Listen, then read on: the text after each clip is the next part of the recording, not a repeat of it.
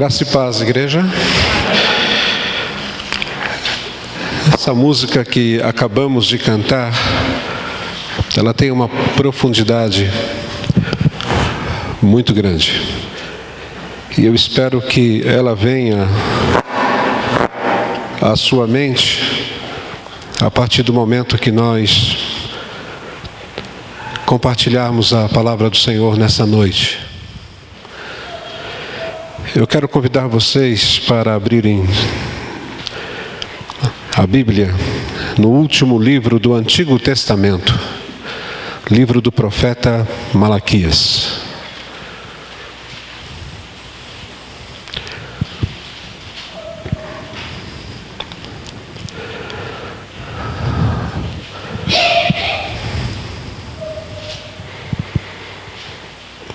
Malaquias, capítulo 1.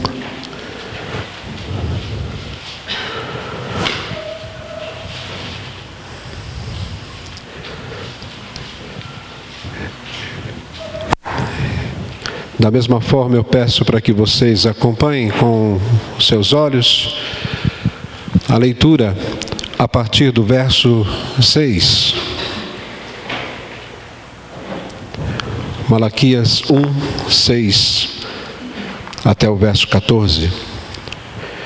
Assim diz a palavra do Senhor: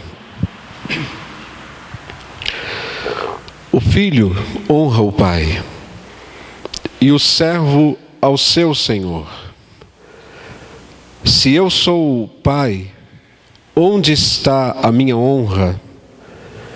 E se eu sou o senhor, onde está o respeito para comigo? Diz o Senhor dos Exércitos a vós outros, ó sacerdotes, que desprezais o meu nome. Vós dizeis: em que desprezamos nós o teu nome?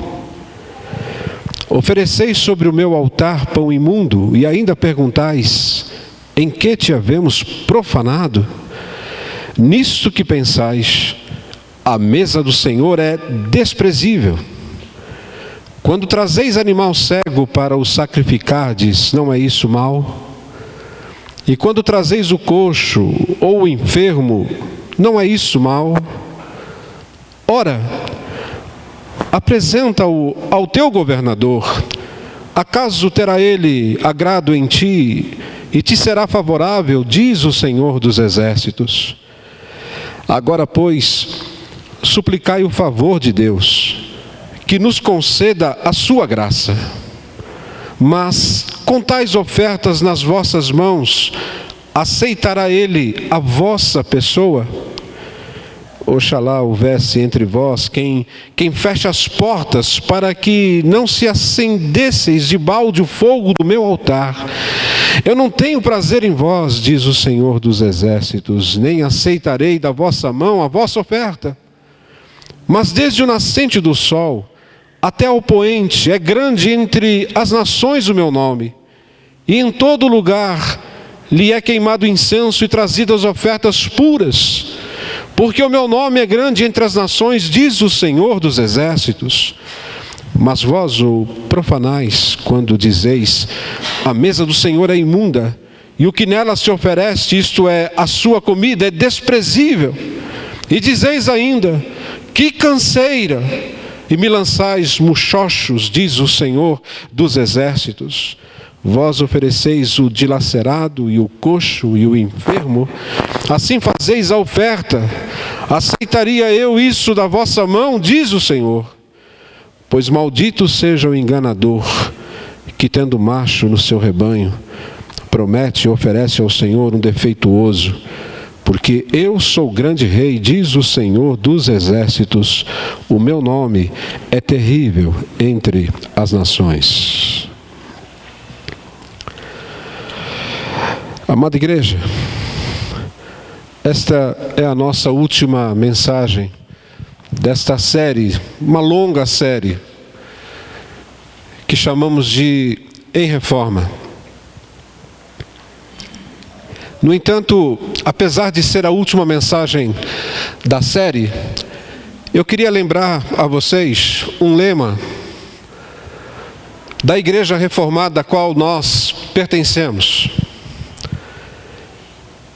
Este lema é de autoria do holandês Gisbertus Voetius, que diz: Igreja Reformada sempre se reformando. E é interessante eu mostrar a vocês, com base neste lema da igreja, que quando nós estamos falando e quando falamos em igreja se reformando, nós não queremos com isso que a igreja deva estar sempre inovando. Aliás, o grande mal da igreja, infelizmente, tem sido as práticas de inovações que você vê aqui e acolá. No entanto, quando você está de frente a uma palavra, a uma proposta como esta, Igreja Reformada, sempre reformando ou sempre se reformando, é a proposta de você buscar continuamente o retorno ao cristianismo bíblico, reafirmando assim as práticas, reafirmando assim as doutrinas da palavra de Deus. Em outras palavras, é buscar sempre o melhor. Por isso que a mensagem que nós temos hoje como última da série, ela tem como tema: faça o melhor. Faça o melhor. E com base ainda nesse lema, é bom que saibamos que a igreja, ela é composta de homens e mulheres. Homens e mulheres como eu e você, que somos falhos e somos pecadores. E em função das contingências, das pressões históricas que a igreja, que você e eu, que somos parte da igreja, em virtude de tudo aquilo que nós passamos na vida, vale a pena dizer que por causa disso, a igreja, que somos eu e você, sempre se afasta. Sempre se afasta em maior ou menor grau da palavra de Deus. Daí a necessidade de estar sempre em reforma. Daí eu dizer para vocês desde o início desta mensagem, nessa introdução, de que a reforma, ela não para. Porque se nós não vivemos essa reforma como proposta de vida, nós vamos facilmente nos curvar aos baais modernos, espirituais, aos deuses falsos, contemporâneos. Você certamente já deve ter visto esta frase, que é um slogan da Nike. E é interessante que quando você pensa nessas palavras e just do it, deve ser isso em inglês, para aqueles que conhecem mais o inglês. Estou bem, César? Significa simplesmente faça. Então quando você vê no caminhão essa frase, em inglês você fica falando assim, mas o que significa isso? É simples, simplesmente faça. E quando nós utilizamos e usamos esta frase, olhando para os dias do profeta Malaquias, nós vamos entender que todos eles estavam longe da proposta de se fazer o melhor. É interessante, eu não sei o quanto você deu a sua atenção em acompanhar a leitura dessa passagem, mas eu não sei se você percebeu o quão afastados tanto o povo, as pessoas, quanto os sacerdotes estavam, por exemplo, das propostas de Deus, onde Ele queria o melhor e as pessoas entregavam o pior. E quando eu convidei vocês para abrirem a Bíblia, eu disse assim: vamos abrir no último livro do Antigo Testamento. Porque acontece um fato interessante diante da decadência que estava a igreja nessa época.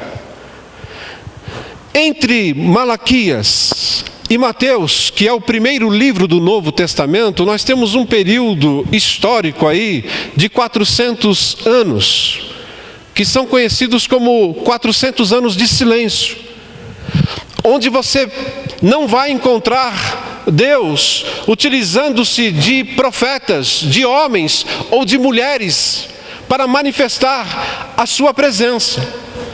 Muitas coisas acontecem nesse período de 400 anos, mas você não vê mais essa manifestação tão forte de Deus. A manifestação de Deus, ela retorna naquilo que Gálatas diz, na plenitude dos tempos, quando aparece o Senhor Jesus Cristo. Portanto, o que você tem a partir do momento que fechamos o Antigo Testamento é este cenário que prepara o nascimento do Senhor Jesus Cristo. Mas o Antigo Testamento ele fecha com muito pesar. Por quê? Porque os sacerdotes, eles tinham instruções específicas sobre qual tipo de sacrifício eles deveriam aceitar das pessoas para oferecer a Deus. Em outras palavras, o Antigo Testamento, lá em Levítico, capítulo 22, existe toda a recomendação de como deveria ser o animal oferecido ao Senhor. No entanto, os sacerdotes aqui estavam aceitando qualquer tipo de animal, quando o correto seria entregar o puro e o sem defeito. E quando você olha para aqueles tempos, você vai entender que os crentes cultuavam oferecendo os seus sacrifícios, os sacerdotes estavam aceitando as ofertas, por sua vez, dedicando os piores animais, e Deus, então, indignado, Ele lembra a todos que Ele merece, que Ele deseja e que Ele demanda o melhor. O melhor. Deixa eu dizer uma coisa para você. Deus, Ele quer o melhor de você. Deus, Ele queria o melhor daquelas pessoas. E eu peço que Deus me ajude nessa noite a fazer com que você entenda realmente o que significa o melhor para Deus. Porque diante do pior que nós lemos aqui nesse texto, diante do pior, Deus então, Ele desafia toda aquela gente dizendo assim: pegue esses animais, pegue esses sacrifícios e ofereçam ao governador aí, para vocês saberem se o governador, que é um homem, vai aceitar. Se o governador aceitar, pode ter certeza que eu aceito. Mas aquela oferta, o pior, estava sendo tão indignado diante de Deus, e Deus então se colocava diante daquela mediocridade abominável, dizendo: se eu não posso ter o melhor de você, então não me traga absolutamente nada. É isso que Deus está dizendo aqui. Aliás, irmãos, eu não sei se vocês prestaram atenção, mas eu entendo quando olho essa passagem. É alguma coisa muito parecida com aquilo que nós estamos vivendo hoje. Eu creio que as pessoas estavam entregando o pior, porque elas estavam fazendo um culto, elas estavam adorando a Deus, mas eu creio que, como nós, eram pessoas totalmente ocupadas, e ocupadas demais. Não há nenhum problema nessas pessoas, porque elas estavam indo à igreja toda semana, essas pessoas de Malaquias. Você não vê outro problema também, porque os sacerdotes estão cumprindo todo o ritual. Só que os sacerdotes, eles não estavam desafiando as pessoas para que elas pudessem ter um padrão mais alto. E por conta disso, aquelas pessoas e todos os sacerdotes estavam fazendo algo que estava indo totalmente contrário àquilo que o próprio Deus queria. Por quê? Porque Deus, Ele é um Deus de excelência. É um Deus de excelência. O caráter de Deus é sem falhas. Quando você olha para a palavra de Deus, quando você estuda a Bíblia, a excelência flui da natureza de quem Deus é. Deus sempre fez, Deus sempre mostrou o quanto Ele é excelente, por exemplo, na sua criação. Deus mostra a sua excelência no pôr do sol. Deus mostra a sua excelência quando você está diante do oceano. Deus mostra a sua excelência na ressurreição. Tudo que Deus faz, tudo que Deus é, aponta para a natureza da sua excelência. E diante disso, tanto as pessoas quanto os sacerdotes, ao invés de refletirem esse atributo da excelência de Deus para o mundo, eles estavam apresentando a mediocridade. A mediocridade. Façam o melhor. E quando nós chegamos a essa situação, nós temos que começar a entender o que isso tem a ver com tudo aquilo que nós estamos propondo nessas mensagens. Em primeiro lugar, eu quero dizer para você que Deus dá o melhor. Portanto, honre a Deus com o melhor. O versículo 6 diz: o filho honra o pai, e o servo seu senhor. Se eu sou o pai, onde está a minha honra? E se eu sou o Senhor, onde está o respeito para comigo? Eu afirmo de novo: Deus dá o melhor. Honre a Deus com o melhor. Talvez, a exemplo dos sacerdotes e das pessoas dos dias de Malaquias, você não tenha a compreensão do que seja o melhor. E eu quero afirmar uma coisa aqui que muitos de vocês vão ficar surpresos, mas muitos crentes não sabem o que significa o melhor.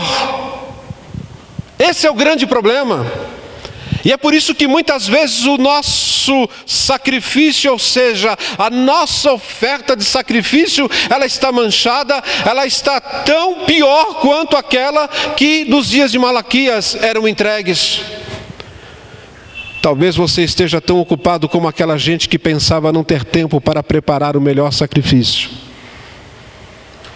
E quando eu penso nisso, eu fico olhando, por exemplo, para essa situação que você está vendo aqui no slide.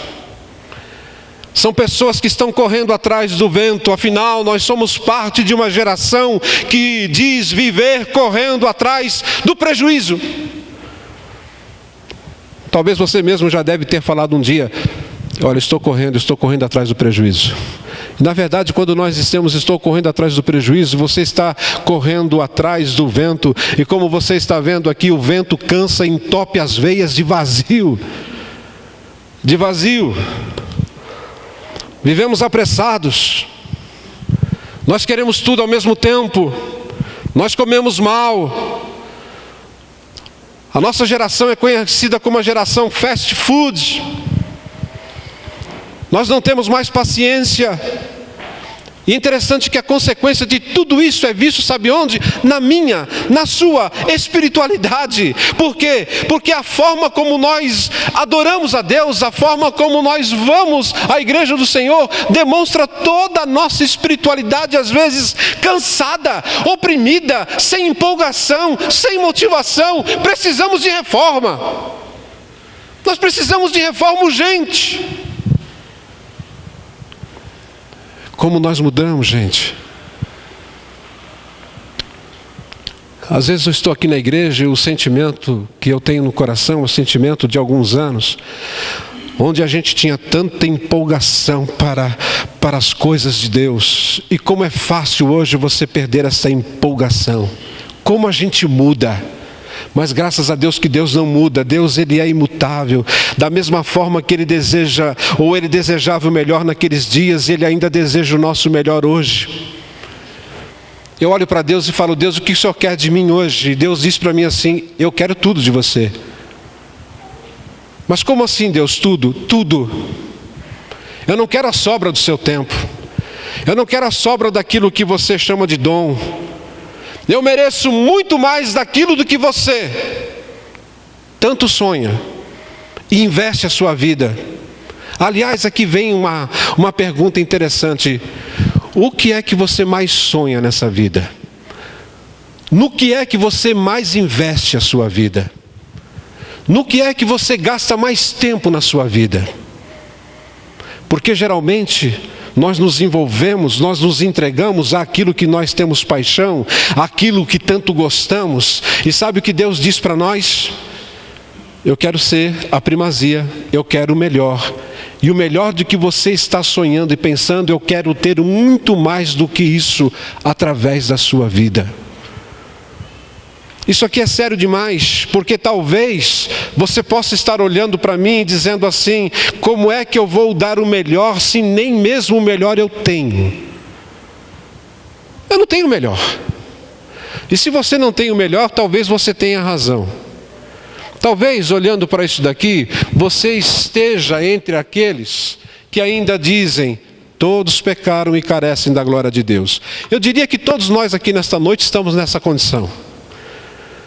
Todos pecaram. Paulo fala isso em Romanos capítulo 3, versículo 23.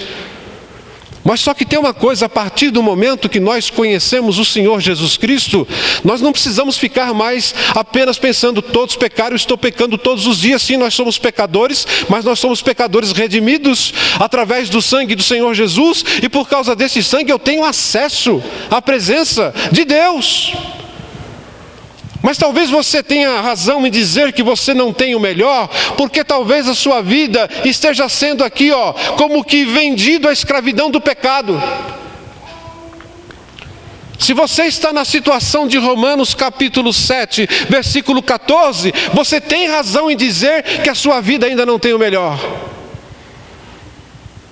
Se você ainda estiver entre aqueles em quem não habita bem algum, porque você vai conhecer pessoas, e muitas vezes as pessoas estão do seu lado, são chamados de irmãos ou irmãs em Cristo, mas dentro delas não habita bem algum. Então ela nunca, jamais vai ter o melhor nessa situação. Talvez você esteja entre aqueles que estão cheios de injustiça. Como que uma pessoa cheia de injustiça vai ter o melhor? Nem mesmo Cachoeira tem o do melhor. Por quê? Porque apesar da riqueza paralela desse governo que existe, irmãos, nós temos um governo, e existe um governo paralelo na nossa nação. Aliás, não é só na nossa nação, não. Em todo governo existe um governo paralelo corrupto, inclusive na igreja. Não sei se vocês sabem disso. Não pensem vocês que a igreja é tão santa. Mas se você tem no seu país um governo que deve prezar pela justiça, você pode ter certeza de que existe um governo paralelo onde existem pessoas corruptas, mas é só você acompanhar todo o fechamento do episódio do Cachoeira, do Mensalão, como existem pessoas que se infiltram e que conseguem o melhor, entre aspas, mas estão com o coração cheio de injustiça. E talvez você possa estar dizendo: eu não tenho o melhor, porque quem sabe esteja entre aqueles onde as suas melhores obras são como trapos de imundície. Uma vez o pastor César pregou nesse texto de Isaías 64, e foi muito pesada aquela mensagem para o meu coração, quando ele deu o exemplo do que significa trapos de imundície. Se nós estamos nessa condição, você realmente vai chegar à conclusão de que você não tem o melhor. Como é que você vai dar o melhor para Deus se você está entre aqueles que estão vivendo assim? Mas ninguém nesse mundo por si mesmo tem o melhor. E mesmo antes de você saber que muitas vezes você não tem o melhor, eu quero que você saiba que Deus sabe disso. E foi por conta disso, e foi por causa disso que Deus deu a melhor oferta ao mundo. É por conta disso que Deus deu o melhor cordeiro. Observem que as pessoas, que os sacerdotes, eles não conseguiam ter o melhor para oferecer a Deus. Mas Deus, em contrapartida, Ele deu o melhor. Ele deu um cordeiro sem qualquer tipo de defeito. Quando você ler a Bíblia, você vai encontrar Deus oferecendo a melhor oferta, a melhor de todas. E a melhor de todas foi sacrificada no nosso lugar. Por isso que nós entendemos que Deus viu toda essa situação, e Ele permitiu que o melhor dele fosse pregado na cruz, para que você e eu soubéssemos o que é o melhor nessa vida. Sabe, a gente tem visto a vida de muita gente numa situação desprezível, caótica. Mas o que nós temos falado para essas pessoas é que Deus deu o melhor. Portanto, elas podem ter a esperança de viverem e de terem e de colocarem diante de Deus o melhor através de suas vidas. Talvez ainda você não saiba o que é o melhor, porque o melhor que tanto você tem investido a sua vida, é passageiro. Talvez o melhor para você, o melhor que você tem juntado do seu dinheiro, o melhor que você tem colocado da sua condição, da sua capacitação, o melhor de tudo isso que você tem tanto sonhado, eu quero dizer que pode ser passageiro. E o melhor que Deus oferece, ele serve para ser desfrutado tanto nessa vida quanto na nossa eternidade. Por isso que Deus deu Jesus Cristo. Deus deu Jesus Cristo, e quando você crê que Deus deu o melhor por causa do pior que existe em você, você então vai entender que agora, através de Jesus, em Jesus, você pode entrar na presença de Deus. Foi o primeiro cântico nosso hoje aqui cantado. Entrarei em tua presença. Com o que, irmãos? Com sacrifícios de louvor. O melhor está sendo oferecido ao Senhor quando a nossa boca se abre. E quando a gente reconhece que está diante de um Deus que quer o melhor, porque Ele deu o melhor. Ele sabe que o melhor não pode ser dado para você ou por você, se você não entender que Ele deu o melhor, para que a sua vida pudesse ter o melhor.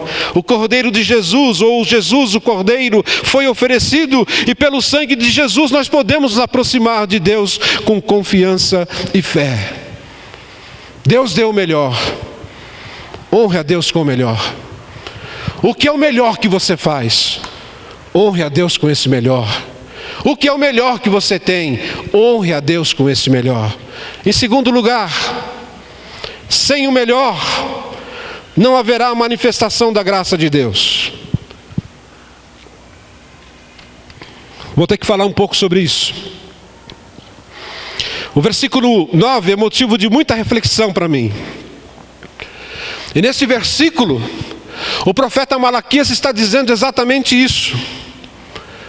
Diante dessa situação caótica, desses animais impuros sendo oferecidos, ele diz, ou Deus está dizendo através dele: agora, pois, suplicai o favor de Deus, que nos conceda a sua graça.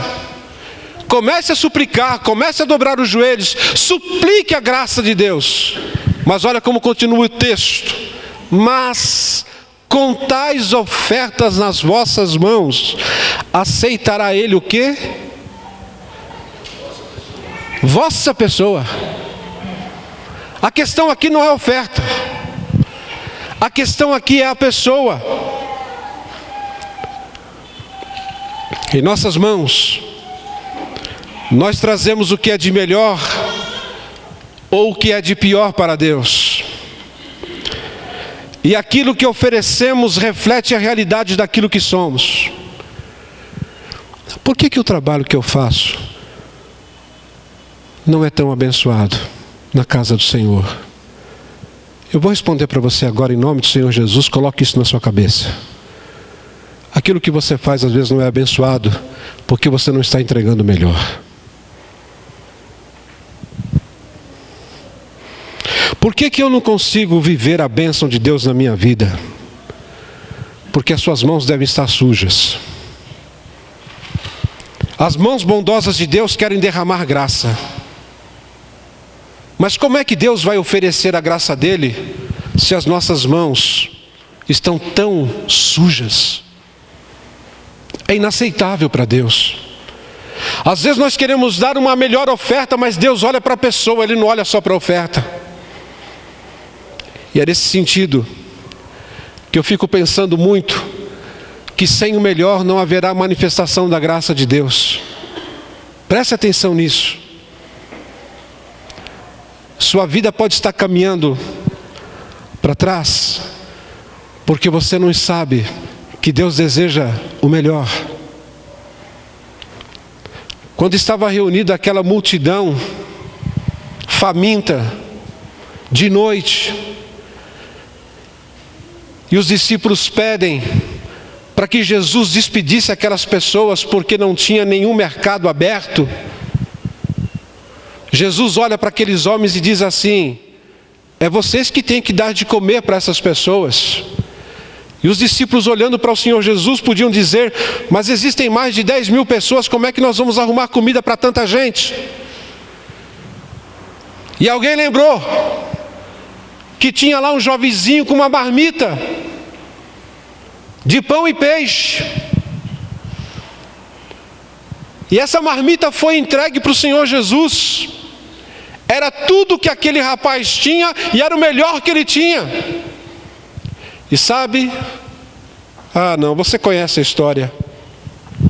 Jesus multiplicou, naquele milagre da multiplicação do pão e do peixe, comida para mais de 10 mil pessoas.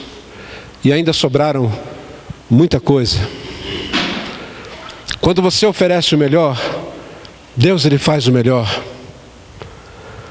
É interessante que Deus está no controle de nossa vida. É um jargão, parece, mas não é. Nós cantamos esse hino hoje. E às vezes a gente canta e não percebe aquilo que canta, mas a terceira estrofe do hino Direção Divina, que Sarah Calley compôs, diz assim: as tuas mãos dirigem meu destino. E se as mãos de Deus dirigem meu destino, diz ele, acasos para mim não haverá. Você sabe o que é acaso? Sabe, né? Então não é acaso. Aconteceu uma morte, não é acaso, é as mãos de Deus dirigindo. Aconteceu uma enfermidade, não, Deus está dirigindo, não é acaso. O grande Pai vigia o meu caminho e sem motivo não me afligirá. Quando Deus nos aflige é porque Ele tem motivo. Encontro em seu poder constante apoio, forte é seu braço, insone o seu amor. Quer dizer, Deus não dorme. A gente dorme no ponto, mas Deus não. Por fim, entrando na cidade eterna, o que a gente vai fazer na cidade eterna? Eu louvarei meu guia e salvador. Você vai continuar tocando bateria no céu, viu?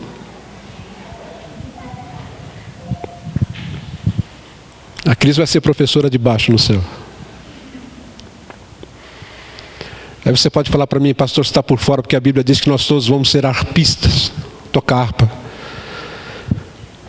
Eu quero ver se eu aprendo a tocar teclado. Eu acho tão bonito. Claudinho, você tem uma chance de ensinar. Porque eu acho muito difícil tocar violão, principalmente como o Edu, o Alexandre. Cantar então...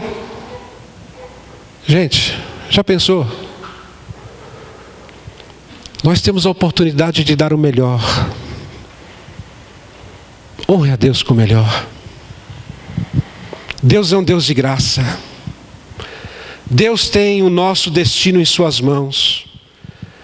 Eu só estou dizendo para você o seguinte: se Deus tem tudo nas mãos dele, se Ele tem o seu destino, o que é que você tem nas suas mãos para oferecer a Deus? O que é que você tem? Deus te deu a vida. Deus te deu a saúde, o emprego que você tem hoje. Deus deu e permitiu, inclusive, a enfermidade que você tem hoje. Não se importe muito com isso, não. Porque a nossa vida está no controle do Senhor. Agora, observe, não importa o tamanho ou o valor da sua oferta de sacrifício, o que importa é o valor do tamanho da sua pessoa. É aquilo que você é. Às vezes você não tem condições de dar uma ovelha, um macho bonito, bem criado. No Antigo Testamento havia isso, as pessoas então levavam uma pombinha, um passarinho. O importante é você entender que aquilo é o melhor que você tem. É a sua melhor oferta.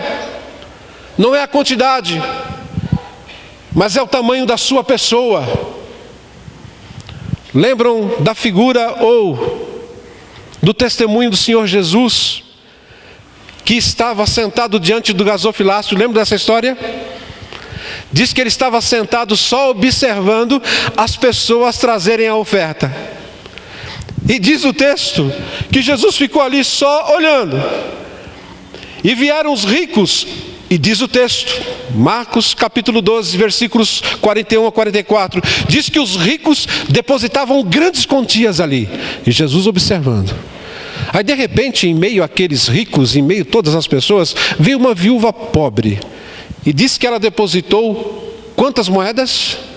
Duas moedas. Se você trazer, contextualizando para os dias de hoje, ela depositou exatamente 20 centavos. 2 quadrantes. 20 centavos. Aí quando essa mulher fez isso, Jesus chamou os discípulos na hora. Falou, moçada, vem aqui, vem cá. Ó. Deixa eu ensinar uma coisa para vocês aqui que é muito séria. No reino de Deus a gente precisa aprender essas coisas. Ele disse assim, essa viúva depositou mais do que todos os outros. Os discípulos não entenderam nada. Como? Ela colocou 2 moedinhas que não fez nem barulho no gasofilácio. Não. Ela depositou mais do que os outros, pois enquanto aqueles davam do que sobrava. Essa é a diferença.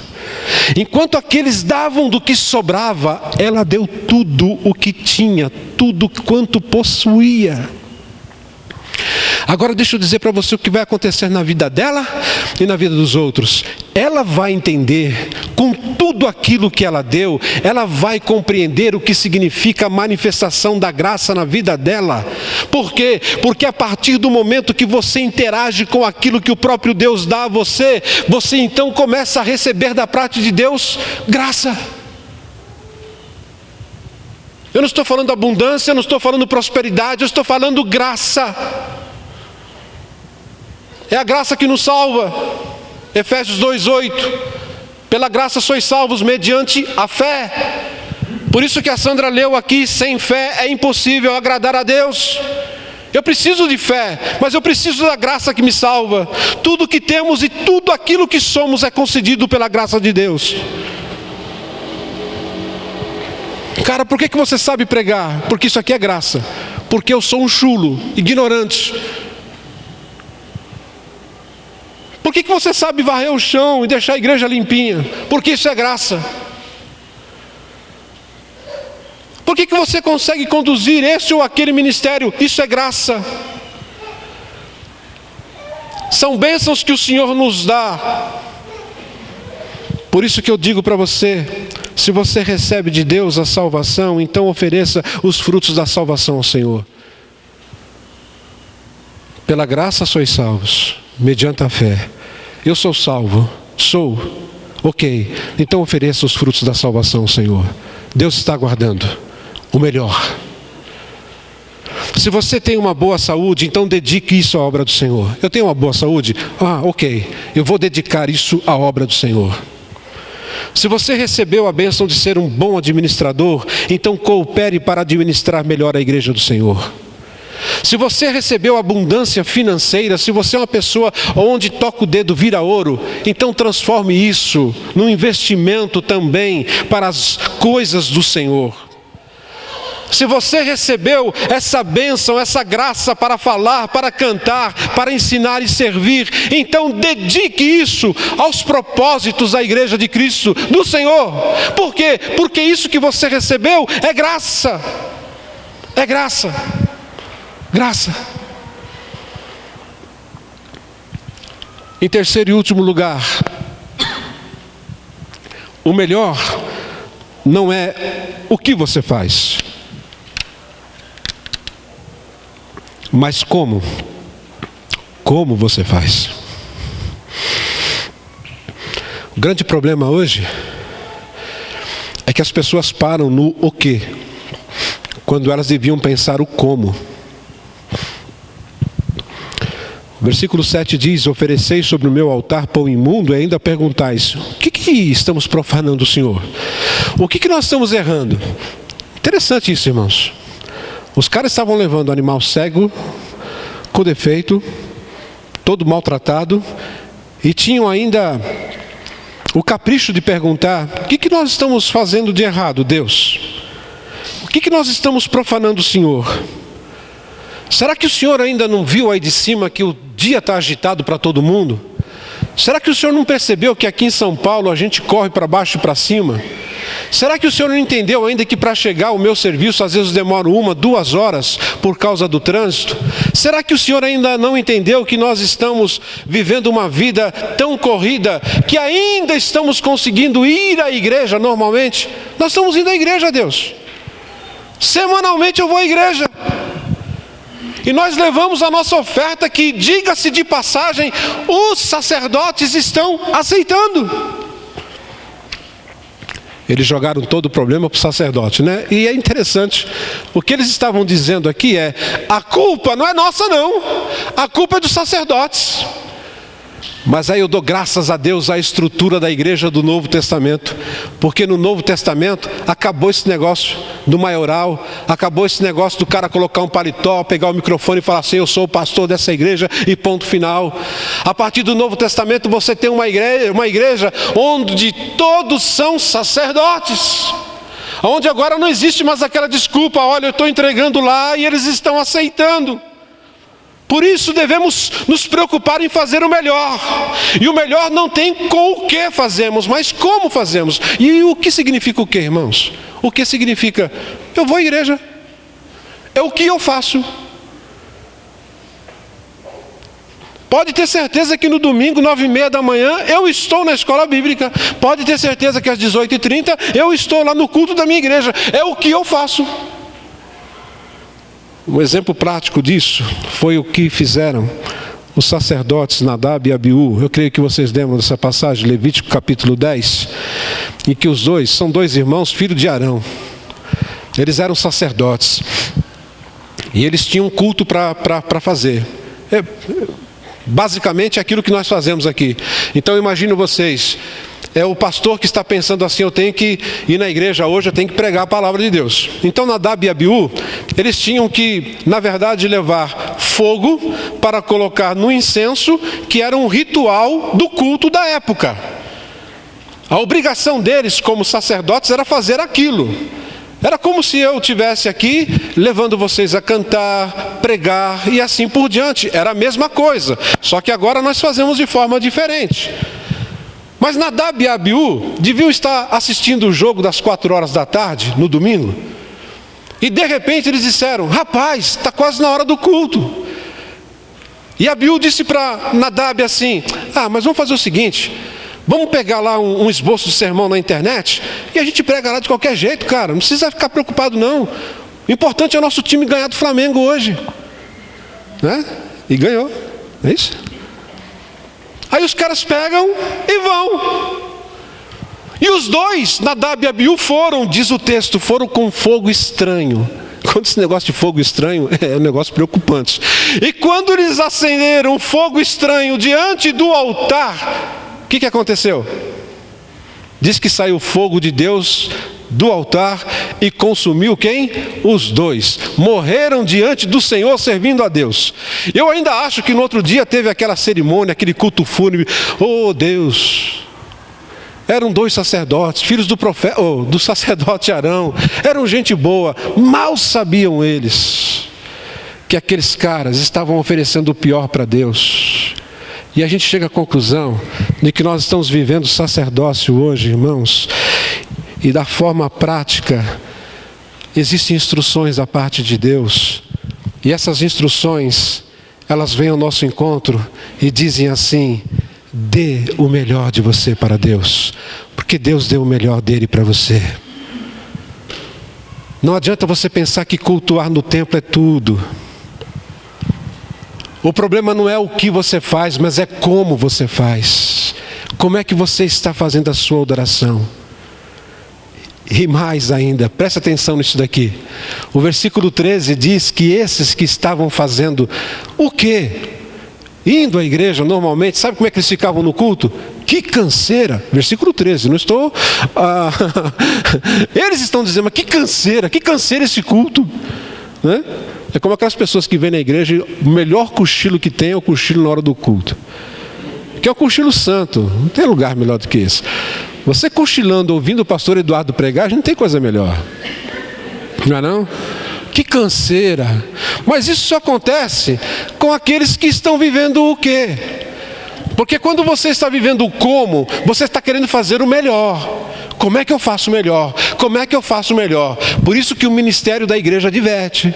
Não é o Ministério da Saúde não, viu? O Ministério da Igreja adverte. Quem faz, só faz o quê? Vive cansado. Oh, que canseira desgraçada. Em nome de Jesus, irmão, toma vergonha. Que negócio que é esse?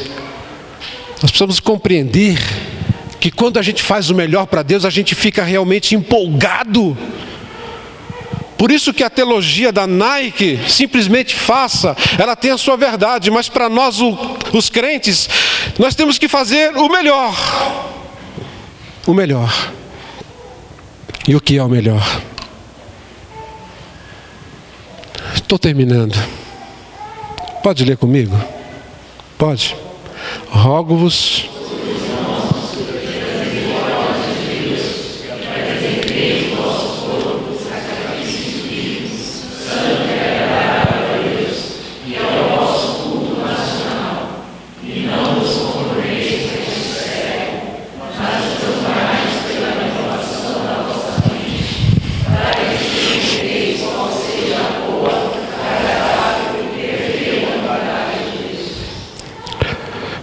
Quem é a oferta aqui? Isso aqui é muito sério. Porque você ouvindo essa mensagem, você pode fazer o seguinte. Eu vou para casa. Amanhã mesmo eu vou procurar onde eu compro uma ovelhinha. Eu vou levar essa ovelhinha para o meu quintal. Eu vou cuidar bem dessa ovelhinha. Eu vou levá-la pelo menos de 15 em 15 dias no veterinário para que ele dê vacinas, para que ele promova ela uma boa saúde. E depois que essa ovelhinha estiver bonitinha, eu vou levar para o pastor da igreja, para o pastor Eduardo, para ele sacrificar a Deus por mim. Faça isso. Gaste dinheiro, compre a ovelhinha, enriqueça o veterinário e traga a ovelhinha aqui para a gente sacrificar no seu lugar.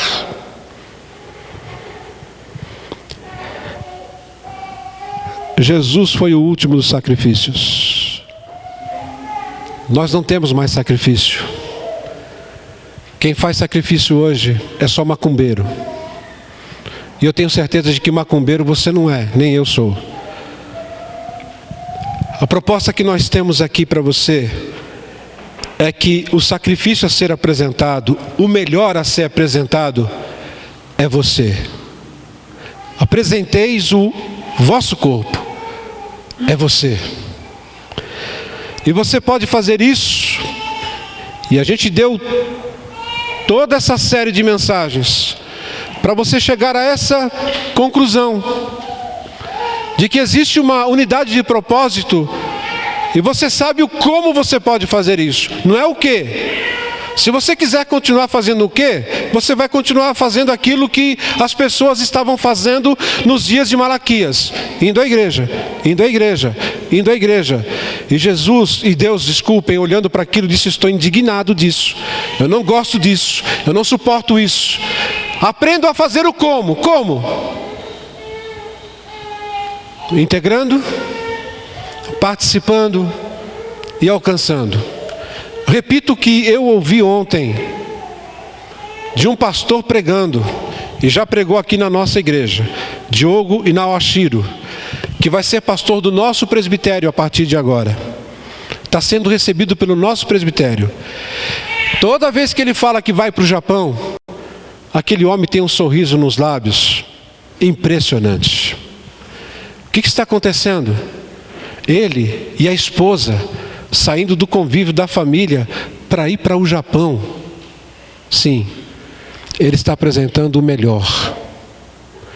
O que ele fez na vida? Ele se integrou, ele se conectou a outras pessoas. O que ele e mais outras pessoas fizeram? Eles participaram dominicalmente, semanalmente, ministerialmente da igreja. E o que mais eles estão querendo fazer? Alcançar os que não têm Jesus. Se você quer a resposta de como você pode fazer o melhor, a resposta está aqui. A resposta está aqui. Portanto, não esqueça. Faça o melhor. Dá uma olhada no seu sacrifício, dá uma olhada na sua oferta, dá uma olhada nas suas mãos. Talvez você não está oferecendo aquilo que Deus quer que você ofereça. E se você não tem o melhor hoje, a culpa é sua, porque Deus deu o melhor em Jesus Cristo. E se Deus deu o melhor em Jesus Cristo, você pode ter certeza de que você pode honrar a Deus com o melhor. Leve isso para casa. Sem o melhor não haverá manifestação da graça de Deus. Faça o melhor e você verá a graça de Deus acontecendo de formas que você nunca pôde ver na sua vida. O melhor não é o que você faz, não é. Mas o melhor é como você faz. Veja se você está fazendo as formas ou as coisas da forma correta. Que Deus assim nos abençoe. Amém.